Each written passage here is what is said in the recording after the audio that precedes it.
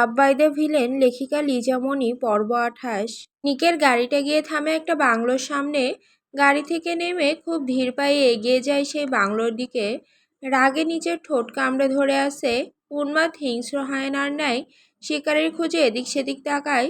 সময় অপচয় না করে বাংলোর এখানে পা রাখে। সাথে সাথে হাজারজন গার্ড তার দিকে বন্দুক তাক করে। নিক সমস্ত গার্ডের দিকে 1 মিনিট নজর রাখে। এরপর মাথাটা নিচু করে নিজের সুজের দিকে তাকিয়ে ঠোঁট কামড়ে বাঁকা হেসে বলে, আফ্রিকার প্রতিটা গান থমকে যায় আমার সামান্য উপস্থিতিতে। আজ দেখছি ক্ষমতাশালী নাবিদের দেহরক্ষীরা আমার দিকে রিভলভার তাক করেছে। নিক কথাটা বলে রক্তচক্ষুর ন্যায় তাকায় গার্ডদের দিকে। গার্ডরা ভয়াতুর দৃষ্টি ফেলে মাথা নিচু করে রেখেছে। এখনও একই ভঙ্গিতে রিভলভার ধরে রেখেছে। একজন ভয় মিশ্রিত কণ্ঠে বলে, দেহরক্ষী হয়েছি নিজের বসকে হেফাজতে রাখার জন্য। এখন সামনে যদি হায়েনার সমতুল্য গ্যাংস্টার বসও দাঁড়িয়ে থাকে তাহলে আমাদের কিছু করার নেই। বস আসা আগে পর্যন্ত আপনি বাংলোর ভিতরে ঢুকতে পারবেন না। নিক গার্ডদের দিকে বাজ পাখির ন্যায় তাকায়, চোখের মনি ঘুরিয়ে বাঁ হাতের অনামিকা আঙুল দিয়ে কপাল ঘেঁষে বলে, ক্ষমতা আছে আমাকে আটকানোর? গার্ড মাথা নিচু করে ভয়াতুর কণ্ঠে বলে, শেষ রক্তপাত পর্যন্ত লড়াই করব, কিন্তু বসের অনুমতি ছাড়া আপনি রুমে ঢুকতে পারবেন না। আসতে দাও ওকে। এক গম্ভীর আওয়াজ ভেসে আসে দূর থেকে। প্রতিটা গার্ড তাকায় সেই গম্ভীর সুদর্শন ব্যক্তিটার দিকে। নাবিদ 2 হাত পকেটে গুজে দিয়ে পিঠ টান টান করে দাঁড়িয়ে আছে। তার দৃষ্টি নিকের ওপর। গার্ডরা রাস্তা ছেড়ে দিয়ে সরে দাঁড়ায়। নিক বাঁকা হেসে এগিয়ে যেতে থাকে নাবিদের দিকে। নিকের প্রতিটি পদচারণের দিকে তাকিয়ে নাবিদ নিঃশ্বাস ছাড়ে। সে খুব ভালো করে জানে নিক আসবে, কিন্তু এত দ্রুত আসবে কল্পনাও করেনি। নিক দূরত্ব বজায় রেখে নাবিদের মুখোমুখি হয়ে দাঁড়ায়। একই মুদ্রার এপিঠ ওপিঠ 2 ব্যক্তি চোখে চোখ রেখে দাঁড়িয়ে আছে এক নারীর জন্য। নিক গ্রীবাদেশ নাড়িয়ে নাবিদের দিকে তাকিয়ে বলে, আজকাল আপনার গার্ডরা দেখছি আমার দিকে বন্দুক তাক করা শুরু করে দিয়েছে। ওরা কি জানে ঠিক কী হবে এর ফলাফল? নাবিদ গার্ডদের দিকে এক পলক তাকিয়ে বলে, প্রতিটা দেহরক্ষী নিজের মালিকের কথায় চলে। আপনারগুলো তো সেম।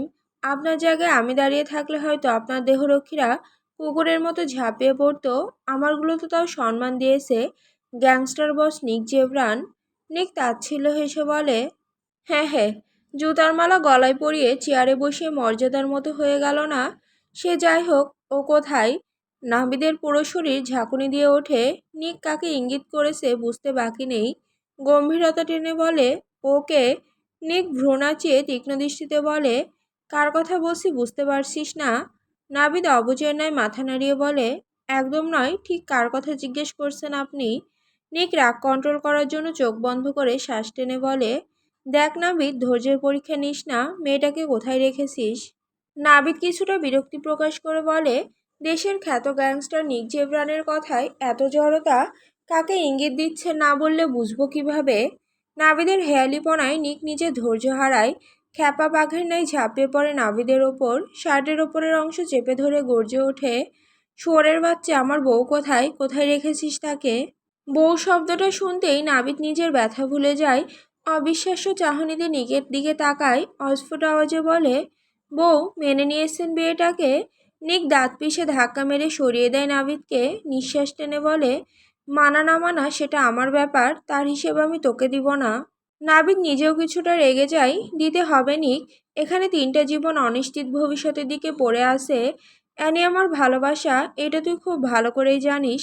ওর জন্য আমি সব ছেড়েছি। ওর মতো কোমল হৃদয়ের মেয়ে একটা ভালো পুরুষ ডিজার্ভ করে।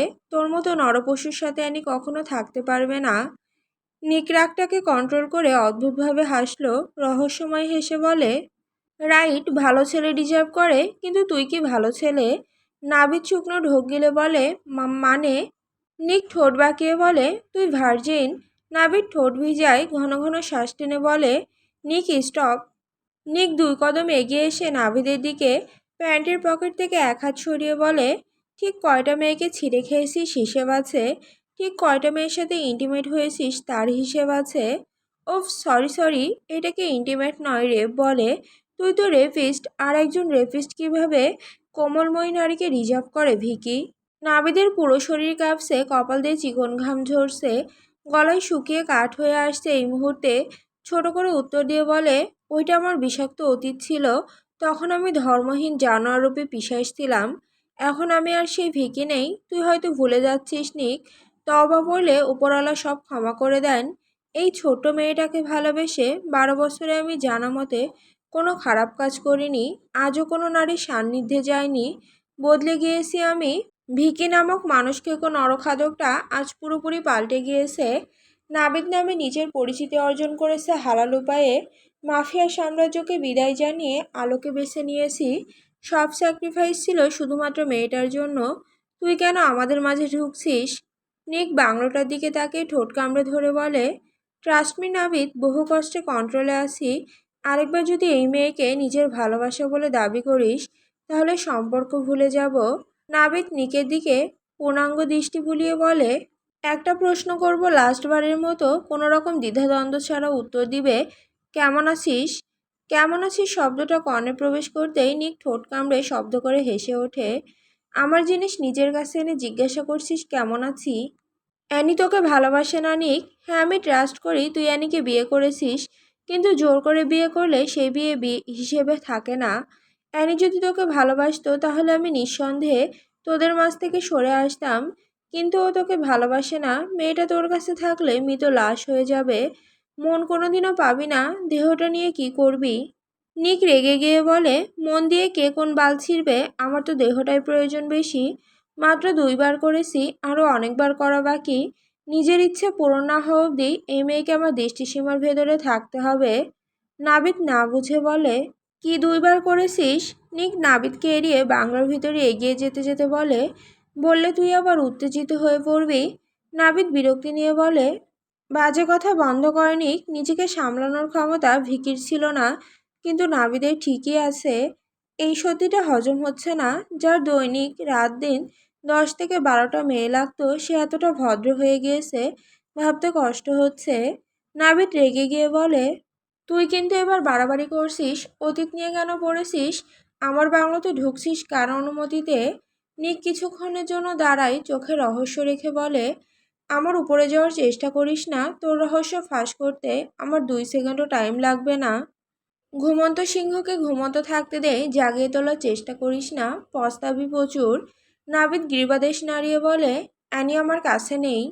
নিক চোয়াল চেপে ধরে রাখে, কিছুক্ষণ দাঁত কটমট করে মোবাইলে দৃষ্টি রাখে, বাঁকা হেসে বলে, তোর বাংলোতে 2 তলার মধ্যে ডান পাশের রুমে আয়নার সামনে এই মেয়ে দাঁড়িয়ে আছে, আর সেই মুহূর্তে শরীর থেকে জামা খুলছে। মূলত আমি যাতে সাথে সাথে অ্যাকশন নিতে পারি, তাই আমার কাজটাকে সহজ করার চেষ্টা চালাচ্ছে। নাবিদ আটকে ওঠে, অধৈর্য হয়ে নিকের দিকে এগিয়ে যেতে যেতে বলে, ফোনের ভেতরে কি আছে তুই জানলি কিভাবে এত সব? নিক ঠোঁট চেপে ধরে, চোখ দুইটা থেকে যেন আগুন বের হচ্ছে। শান্ত রূপটাকে বিদায় জানিয়ে অশান্ত রূপে ফিরে আসে। মোবাইলটা চট করে বন্ধ করে গর্জে ওঠে, কাপুরুষ ভেবেছিস আমাকে? এতটা ভালো মনে করেছিলি শালা মাদার ফাক? এই নারীর দিকে কেউ চোখ তুলে তাকালে তার চোখ চিরতরে বন্ধ করে দেয়। কলিজা টেনে বের করে নিয়ে এসেছি হাজারো পুরুষের। এক রাত এই নারী তোর সাথে ছিল, প্রতিটি সেকেন্ড প্রতিটি মিনিটের হিসেব আমি নিব।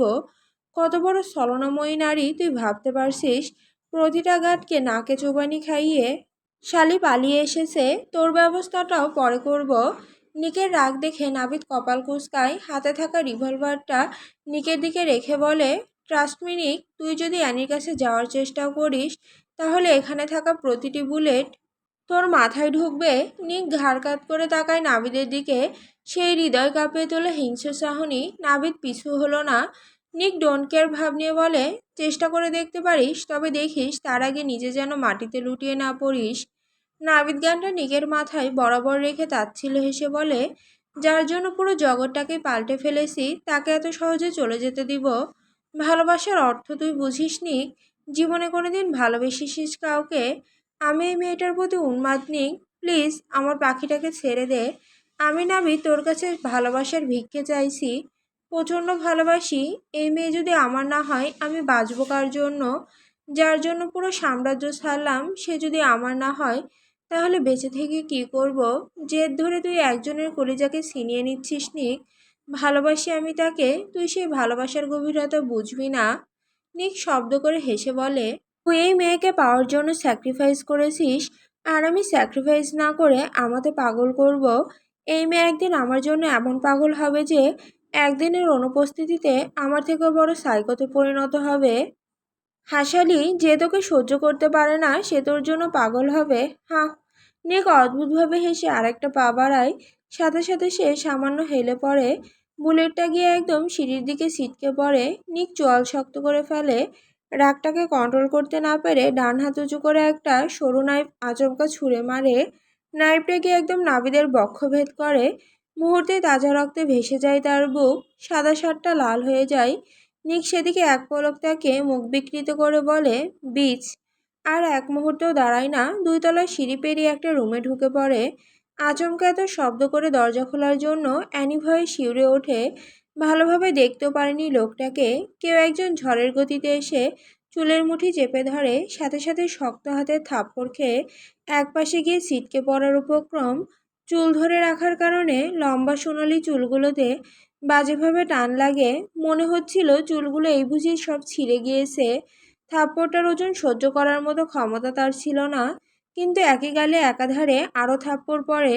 অ্যানি চোখ খুলে এক নজর দেখতে পারছে না ব্যক্তিটাকে। শুধু মাথা ঝিমঝিম করছে, ফুঁপিয়ে কান্না করে ওঠে। আরও 4টা থাপ্পড় পড়ে বাম গালে। পরপর 8টা থাপ্পড়ের ওজন সহ্য করার মতো শক্তি তার কোনো কালেই ছিল না। পরিবর্তে আর একটা থাপ্পড় দিতেই অ্যানি ছিটকে মেঝেতে গিয়ে পড়ে। এইবার আর পাষণ্ড পুরুষটি ধরেনি। অ্যানি মেঝেতে পড়ে আর্তনাদ করে ওঠে। শক্ত মেঝেতে মনে হচ্ছিল যেন হাড় ভেঙে গিয়েছে। অ্যানি নিঃশ্বাস ফেলতে পারছে না। ব্যথায় গাল দুটো হয়তো ফুলে উঠেছে। মাথা ঘুরছে, ফলে চোখ মেলে তাকাতে পারছে না। এর মধ্যে কেউ একজন আবার ওর তার চুলগুলো শক্ত করে চেপে ধরে দাঁড়া করায়। এরপর দেওয়ালের সাথে শক্তভাবে চেপে ধরে গর্জন করে ওঠে, বান্দির বাচ্চা, কলিজা কত বড় হয়েছে তোর! ছলনা করিস আমার সাথে? কার নাকে চুবানি দিতে চেয়েছিলি? শালি, তুই জানতি না তোকে ঠিক খুঁজে বের করব? শুয়োরের বাচ্চা, কথা বল বলছি। কথা বলছিস না কেন? এই বেয়াদব, কথা বল।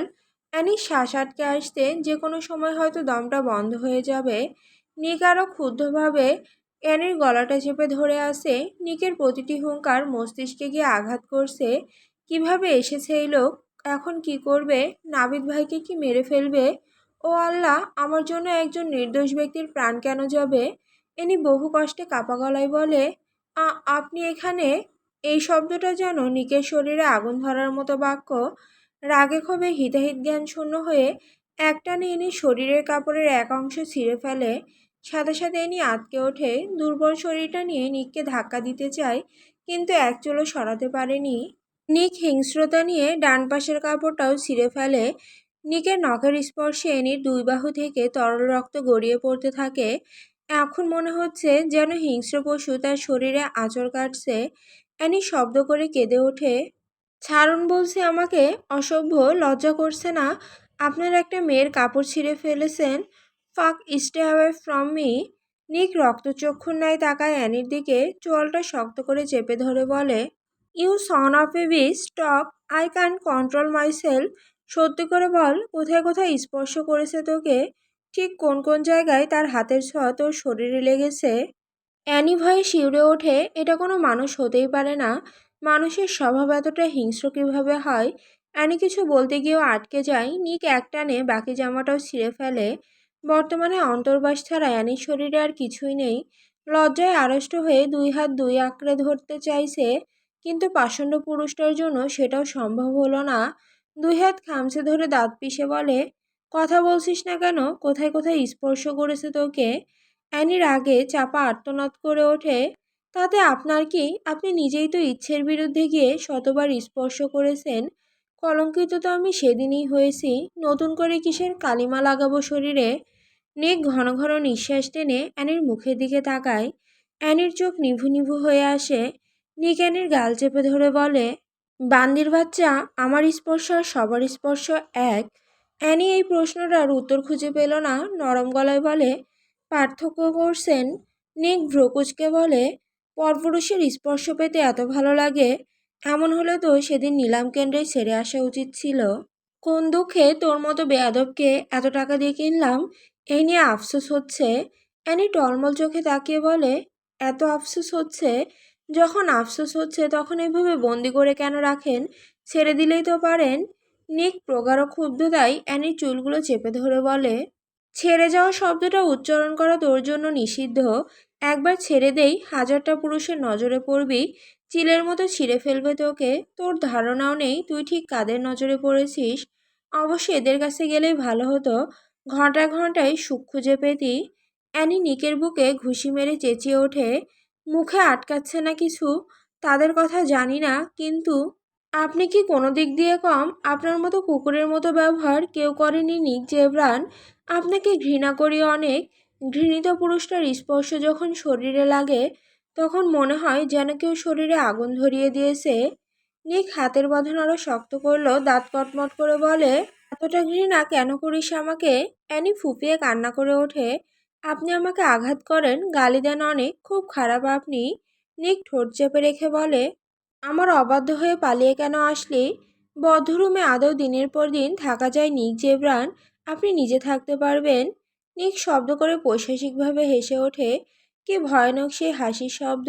অ্যানির শরীর শিরশির করে ওঠে। লোকটা অদ্ভুত রকম সুন্দর, যে কোনো মেয়ে এক দেখাতে ভালোবেসে ফেলবে। অ্যানিও হয়তো প্রতিটি মেয়ের মতো ভালোবেসে ফেলতো, কিন্তু এই লোকটাকে কি আদৌ ভালোবাসা সম্ভব? অ্যানির চোখ নিভু নিভু হয়ে আসে সামান্য হেলে পড়তেই। নিক শক্ত গলায় বলে, আমার অতীত ঘাটতে এসো না, তবে জ্ঞান হারালে কলিজা টেনে নিয়ে আসবো। ভুলেও জ্ঞান হারাবি না। অ্যানি আর কথা বলার মতো অবস্থাতে নেই, চোখ দুটো প্রায় বন্ধ হয়ে আসতে। নিকের রাগের মাত্রা আরও বেড়ে যায়। ওয়াশরুমে দরজা খুলে অ্যানিকে ধাক্কা মেরে বাথটবে ফেলে দেয়। শক্ত বস্তুর সাথে ধাক্কা খেতেই শরীরটা ঝাঁকুনি দিয়ে ওঠে। নিক অ্যানির মাথাটা পানি ভর্তি বাথটবে চেপে ধরে দাঁত পিষে বলে, আমার আগলে রাখা দেখেছিস, কিন্তু পশুত্ব দেখিসনি। প্রয়োজনে তোকে মারবো, এরপর নিজে মরবো। এরপরও এই শরীরের এক অংশে কেউ তাকাতে পারবে না। বাথটবে মাথা চেপে ধরাতে অ্যানি নিঃশ্বাস নিতে পারছে না। ছোটার জন্য ছটফট করতে থাকে। যখন নিঃশ্বাসটা বন্ধ হয়ে যাবে ঠিক তখন মাথাটা উপরে তুলে ধরে। 4 সেকেন্ডের ভেতরে আবারও চেপে ধরে। এইভাবে 20 বার এই অত্যাচার চলতে থাকে। অ্যানি জ্ঞান হারায়নি এখনো, কিন্তু মস্তিষ্ক যেন শূন্য হয়ে গিয়েছে। কান্না করে ফুপিয়ে বলে, খুব খারাপ আপনি, জানোয়ার। এত কিসের জ্বালা আপনার আমাকে নিয়ে? আজ দুর্বল বলে আঘাত করছেন। নিক সামান্য তাকালো অ্যানির দিকে, মনের অজান্তেই বলে, যার স্বামী পুরো দেশ শাসন করে সে কিভাবে দুর্বল হয়? বলেছিলাম না আমার কথায় বাধ্য হয়ে চল, দুনিয়ার সব সুখ পদতলে এনে রাখবো। অ্যানির শরীরটা শিরশির করে উঠল, তবে কেন হলো জানা নেই। অ্যানি অবাক হয়ে বলে, স্বামী? নিজে জেদ স্যার আমাকে বউ মানেন? নিক কথাটা শুনল কিন্তু কোনো উত্তর করল না। গম্ভীর হয়ে অ্যানির পুরো শরীরের দিকে তাকালো। অর্ধনগ্ন মেয়েটাকে দেখে পুরুষ মন জাগ্রত হয়ে ওঠে। আচমকা অ্যানির ঠোঁট দুইটা তীব্রভাবে চেপে ধরে। অ্যানি ব্যথায় চোখ খিচে ফেলে। নিক কানের নিচে ঠোঁট ছুঁয়ে বলে, তোর শরীরে চামড়া পরিবর্তন না করা অবধি আমি শান্ত হব না। ভেতরে তীব্র দহনে জ্বলছি। তোর এই শরীরটা তো আমার নামে লেখা হয়ে গিয়েছে। তাহলে পরপুরুষের সামান্য স্পর্শ কেন লাগবে তোর শরীরে? আমাকে শান্ত কর বেবিগাল। অশান্ত আমিটাকে নিয়ন্ত্রণে নিয়ে আয় দ্রুত, না হলে হাজারটা লাশ দেখবি চোখের সামনে। তোর শরীরের চামড়া যদি খুলে ফেলি তাহলে কি কষ্ট পাবি? অ্যানির হৃদয়ের পানি শুকিয়ে আসছে। কি বলে যাচ্ছে এই সাইকো? আল্লাহ, এমন কি পাপ করেছিলাম? এমন এক চিতাবাঘের সাথে আমার সাক্ষাৎ করিয়েছিলে। ক্লান্ত হয়ে যাচ্ছি, আর পারছি না লড়াই করতে। অ্যানি চোখ বন্ধ করে শ্বাস টেনে বলে, আপনার মতো অমানুষ আমি একটাও দেখিনি। শরীরের চামড়া খুলে ফেললে কোনো মানুষ বাঁচবে? নিক শান্ত চোখে তাকালো অ্যানির দিকে। হঠাৎ টি শার্টটা খুলে ছুঁড়ে ফেলে দিল মেঝের উপর। অ্যানি সেদিকে তাকিয়ে কিছু বলতে যাবে, তার আগেই নিকের আক্রমণের শিকার হয়। অ্যানির ঠোঁট দুইটা পুনরায় নিজের ঠোঁটের ভাঁজে নিয়ে নেয়। অ্যানি ছটফট করে নিককে ধাক্কা দিতে থাকে। নিক প্রগাঢ় ক্ষুব্ধতায় এক হাতে প্যান্টের বেল্ট খুলে দ্রুততার সাথে হাত বেঁধে ফেলে। নিক ঠোঁট ছেড়ে দিয়ে অ্যানিকে এক ঝটকায় নিজের নিচে ফেলে দেয়। গালটা চেপে ধরে বলে, এই শরীরে একটা স্পর্শ যদি অন্যের থাকে তাহলে আমি শান্তিতে শ্বাস নিতে পারবো না। আমার স্পর্শে সব আবার আগের মতো সজীব হয়ে উঠবে। অ্যানি কান্না করে বলে, আমার শরীরে সেই ক্ষমতা নেই আজ। I am telling you, stay away from me, you don't touch me normally. Nick কিছুক্ষণ চুপ থাকে। অ্যানি পালিয়ে এসেছে কথাটা মনে হতে আবারও আগের রূপে ফিরে আসে। অ্যানি কিছু বলতে যাবে, আবারও নিক একটা কাপড়ের সাহায্যে মুখটা বেঁধে ফেলে। অসহায় চোখে দেখে নিককে। জীবন কি তাহলে এইটাই? এই লোকটার সাথেই কি তাহলে সারা জীবন থাকতে হবে? এমন বর্বর রক্তাক্ত জীবনে আমি টিকতে পারবো না। এই লোক কখনো নর্মাল হতে পারে না। আমার দেখা সর্বশ্রেষ্ঠ সাইকো। বাহির থেকে দরজা ধাক্কানোর শব্দে অ্যানি চোখ বন্ধ করে ফেলে। মন বলছে, এখন তোমরা এসো না। আমি মরে যাই, তবু এই মুহূর্তে যাতে কেউ দরজা ভেঙে না ঢোকে। প্রায় 20 মিনিট ধাক্কাধাক্কির পর শব্দ কমে যায়। আশ্চর্যের বিষয়, কেউ দরজাটা ভাঙেনি। কিন্তু কেন কেউ আসেনি? কিন্তু কেন? অ্যানি প্রতিবারের মতো শক্ত দেহের নিচে পিষে যায়। নিককে সামলানোর মতো ক্ষমতা কোনো কালেই তার ছিল না। কিছুক্ষণের মধ্যে জ্ঞান হারিয়ে পড়ে। অ্যানির নিস্তেজ শরীরটা দেখে নিক থেমে যায়। বাঁকা হেসে অ্যানির গলার চিকন একটা চেনের দিকে তাকায়। চেনে নিম্নাংশে ঝলঝল করছে একটা ছোট্ট লকেট। নিক অ্যানির গালে স্লাইড করে হিসিয়ে বলে, আজ তো একটা ক্যামেরা নিয়ে ঘুরছে, অথচ খবর নেই। পরপুরুষের স্পর্শ গায়ে লাগানোর শাস্তি মাত্র পেয়েছ, পালিয়ে আসার শাস্তি তো এখনো বাকি। ব্লাড রোজ, জীবন্ত কবর তোমার জন্য বরাদ্দ করলাম। নিক বাথটব থেকে উঠে আসে, কোমরে টাওয়াল পেঁচিয়ে মেঝেতে পড়ে থাকা হালকা ভেজা প্যান্ট আর গেঞ্জি পরিধান করে ফেলে। ট্রায়াল রুম থেকে একটা জামা বের করে অ্যানিকে পরিয়ে দেয়। এরপর পাঁজো কোলে তুলে নিয়ে রুম থেকে বেরিয়ে আসে। সিঁড়ি দিয়ে নেমে লিভিং রুমের দিকে এগিয়ে যায়। নাভিদের বুকে ব্যান্ডেজ করা নিকের কোলে অ্যানিকে দেখে নাভিদের চোখ ভিজে আসে। পুরুষদের কাঁদতে নেই। নাভিদ অসহায় চোখে তাকিয়ে বলে, কি কি করেছিস নিক? নিক বিরক্তি নিয়ে বলে, বললাম না, এইসব বললে উত্তেজিত হয়ে পড়বি।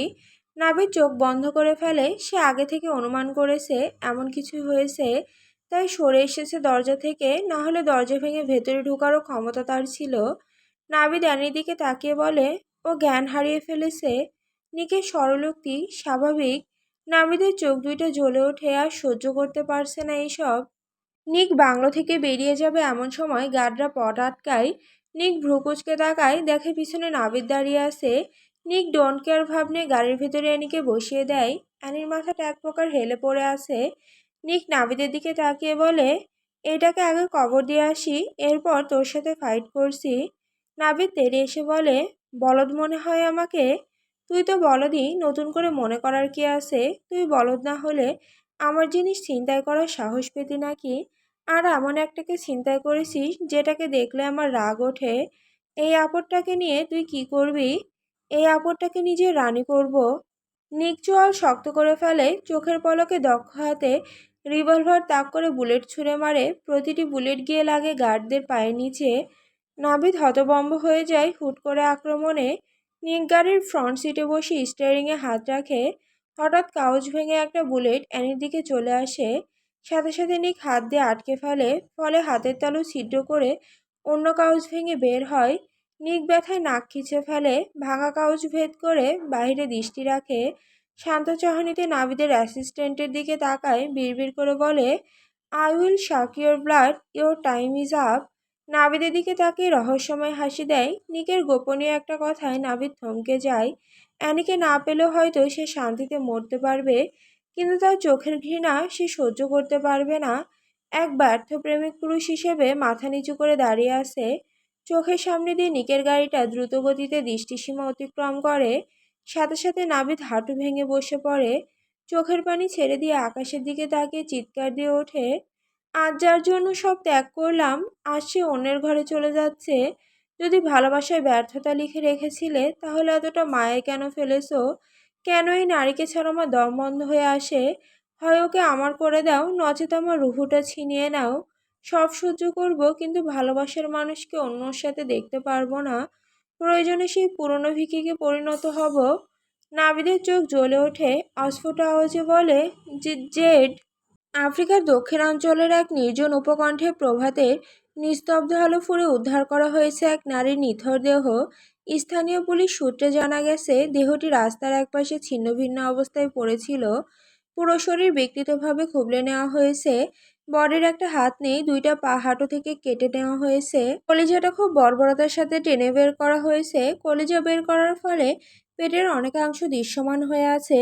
মুখটা এতটাই বিকৃত যে চেনার উপায় নেই এটা কার লাশ। রক্তে ভেসে গেছে পুরো মাটি, যেন মৃত্যুর নির্মমতা সেখানে নিজের স্বাক্ষর রেখে রেখে গেছে। প্রত্যক্ষদর্শীদের বর্ণনায় উঠে এসেছে এক ভয়াবহ দৃশ্য, যেখানে মুখাবয়ব বিকৃত হয়ে আছে, রক্তে লাল হয়ে গেছে মাটি, বাতাসে শীতল নিঃশব্দতার ভার। প্রাথমিক তদন্তে ধারণা করা হচ্ছে ঘটনাটি সংঘটিত হয়েছে গভীর রাতে, তবে অপরাধের পদ্ধতি ও উদ্দেশ্য এখনও অজানা। ফরেনসিক বিশেষজ্ঞরা ঘটনাস্থল পরিদর্শন করেছেন, আর নিরাপত্তা বাহিনী এলাকার কড়া নজরদারি চালাচ্ছে। স্থানীয় প্রশাসন এই হত্যাকাণ্ডকে অমানবিক নিষ্ঠুরতার প্রতিচ্ছবি বলে আখ্যায়িত করেছে। আফ্রিকা নিউজ নেটওয়ার্ক জানাচ্ছে, এই মর্মান্তিক ঘটনা সমগ্র অঞ্চলে গভীর আতঙ্কের সৃষ্টি করেছে এবং নাগরিকদের সতর্ক থাকার আহ্বান জানানো হয়েছে। Africa global news special report উপস্থাপনায় আমারা নকশি। স্ক্রিনে ভেসে উঠছে হেডলাইন, নির্জন রাস্তায় নারীর মরদেহ উদ্ধার, রহস্যে আচ্ছন্ন আফ্রিকার দক্ষিণাঞ্চল। অ্যাঙ্কর স্টুডিও থেকে বলে, শুভ সন্ধ্যা। আফ্রিকার দক্ষিণাঞ্চলের একটি জনশূন্য সড়কপথ থেকে আজ সকালে উদ্ধার করা হয়েছে এক নারীর নিথর দেহ। এই মুহূর্তে গোটা অঞ্চল জুড়ে ছড়িয়ে পড়েছে আতঙ্ক ও প্রশ্ন, কে এই নারী, কিভাবে এমন নির্মম পরিণতি। ঘটনাটির বিস্তারিত জানাচ্ছেন আমাদের প্রতিনিধি লিন্ডা মুশেকা ঘটনাস্থল থেকে বলেন। রিপোর্টার ঘটনাস্থল থেকে মাইক্রোফোন হাতে বাতাসের শব্দের ভেতর।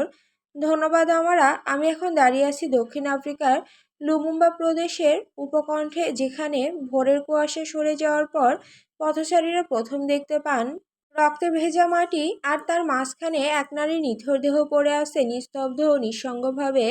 প্রত্যক্ষদর্শীদের ভাষায় দৃশ্যটি ছিল যেন ভয়াবহ এক দুঃস্বপ্নের প্রতিচ্ছবি। দেহটির মুখাবয়ব আঘাতে এতটাই বিকৃত যে চেনার উপায় নেই। শরীরের বিভিন্ন অংশে গভীর ক্ষতের চিহ্ন, যেন নিষ্ঠুরতার প্রতিটি আঘাত সময়ের গায়ে এক একটি দাগ কেটে গেছে। স্থানীয় পুলিশ ঘটনাস্থলে এসে এলাকা ঘিরে ফেলেছে।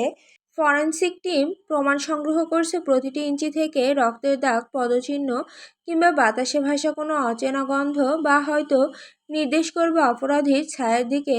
এখানকার মানুষেরা আতঙ্কিত। এই নির্জন পথটিকে সাধারণত কেউ আসে না রাতের পরে, অথচ আজ সেই পথই যেন মৃত্যুর সাক্ষী হয়ে দাঁড়িয়ে আছে। অ্যাঙ্কর স্টুডিওতে ফিরে, ধন্যবাদ লিন্ডা। সত্যি এক শিহরণ জাগানো বর্ণনা। স্থানীয় প্রশাসন জানিয়েছে, মৃত নারীর পরিচয় এখনও নিশ্চিত করা যায়নি। কয়েকদিন পর পর এইভাবে খুনের তদন্ত চলতে থাকে, কিন্তু কোনো পুলিশ প্রশাসন আসল কালপ্রিটকে ধরতে পারছে না। অধিরাজ একবার বাগান বাড়ি যাচ্ছে, আরেকবার মেনশনে ফিরে আসতে। সন্ধ্যা নেমে আসতে এখনও নিকের আসার খবর নেই। আরিশ কপাল ঘেঁষে বসে আছে একটা চেয়ারে, চিন্তায় মাথা ফেটে যাচ্ছে। কোথায় গিয়েছে কোনো ইয়াত্তা নেই। ফোন বাড়িতে রেখে গিয়েছে। আরিশকে অধৈর্য হতে দেখে অধিরাজ প্রশ্ন করে বলে, আপনি বসের জন্য চিন্তা করছেন স্যার? আরিশ চোখ তুলে তাকায়, তোর সেটা মনে হচ্ছে? ঠিক ধরতে পারিনি। আরিশ গম্ভীর হয়ে বলে, নিকের জন্য টেনশন করা বোকামি ছাড়া কিছুই নয়। আমি ভয়ে আছি অ্যানিকে নিয়ে। অ্যানিকে খুঁজে পেলে নিক ঠিক কী করবে? নিক রাগ সামলাতে পারে না, ঠান্ডা মাথায় বিরাট বড় আঘাত করে বসবে। অধীরাজ শুকনো ঢোক গিলে বলে, এমন মায়াবী চেহারার মেয়েকে বস আঘাত করে কিভাবে? সামান্য দৃষ্টিতে যে কারো হৃদয়ে রক্তক্ষরণ শুরু হয়ে যায়। আরিশ ভ্রু নাচিয়ে বলে, অকালে জীবন হারাতে চাস? কার বউকে নিয়ে প্রশংসা করছিস আইডিয়া আছে? শুনতে পেলে ডাইরেক্ট কণ্ঠনালী চেপে ধরবে। অধীরাজ সিটিয়ে যায়। হুট করে ফোনটা বেজে ওঠে। প্রায় 30 মিনিট ধরে ফোনটা একাধারে বেজে চলছে বারবার। তানভীর ওপর অধীরাজ বিরক্ত হয়ে ওঠে। টেনশনে মাথা ছিঁড়ে যাচ্ছে তার ওপর এই ফোনের জ্বালা। যখন ফোনটা সে রিসিভ করছে না, তখন ভাবা উচিত ছিল কোনো কাজে বিজি, সুইচও অফ করতে পারছে না। অনেক জরুরি কল আসে এই ফোনে। এই নাম্বারটা দেওয়া ভুল হয়েছে বলে মনে হচ্ছে এখন। ফোনের আওয়াজে আরিশ ভ্রুকুচকে তাকিয়ে বলে, ফোন ধরছিস না কেন? অধীরাজ মোবাইলের দিকে তাকিয়ে বলে, আপাতত কথা বলার মতো মানসিকতা নেই। কে ফোন দিয়েছে? তানভি। অধীরাজ অবাক হয়ে তাকায় আরিশের দিকে। স্যার জানলো কিভাবে এই কাহিনী? কিভাবে জানলেন? কাউকে তো জানাইনি আমি। এর শাস্তি তুই পাবি, না জানিয়ে প্রেম করার শাস্তি তুই লম্বা আকারে পাবি। আপাতত ফোনটা ধর। ফোনের শব্দ বিরক্ত লাগছে। আরিশের বিরক্তি মাখা মুখ দেখে অধীরাজ তপ্ত শ্বাস ফেলে। একপাশে সরে এসে ফোন রিসিভ করার সাথে সাথেই নাক টানার শব্দ আসে। অধীরাজ ভেবেছিল অনেক শক্ত করে একটা ধমক দিবে, কিন্তু কান্নার আওয়াজে সব রাগ পানি হয়ে গিয়েছে। অধীরাজ রাগ না করলেও শক্ত গলায় বলে, স্টপ ক্রাইং। এভাবে ফ্যাস ফ্যাস করে কান্নার কি আছে? মরে গিয়েছি আমি? যখন ফোন ধরছি না তখন তো ভাবা উচিত ছিল কোনো কাজে হয়তো আসি। এভাবে বাচ্চামো করার মানে কি?